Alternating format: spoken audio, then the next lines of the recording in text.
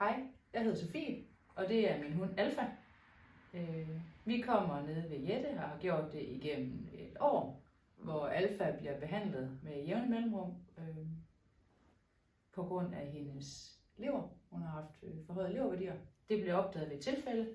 Hun var med mig på et scanningskursus, hvor vi opdagede, at leveren var forstørret, og så fik jeg taget blodprøver, der viste også forhøjede leverværdier. Og på trods af forskellige tiltag, skånekost, leverskånekost og leverstøttende tilskud, så blev leverværdierne bare ved med at stige derudaf. Ved et tilfælde blev vi henvist herud til i forhold til noget kiropraktik på grund af en halthed.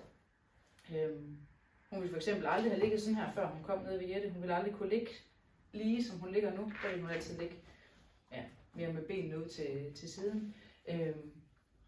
Men vi blev henvist herned på grund af en halthed, og fik skiftet foder til noget glutenfrit, fordi der kunne Jette mærke, at Alfa hun ikke tolererede så godt.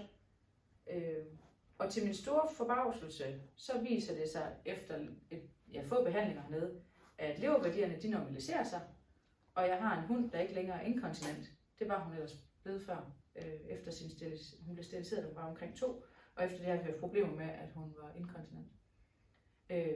Så leveren har normaliseret sig og ligger i normalværdien nu, eller inden for normalværdien, og urininkontinensen er også minimal nu.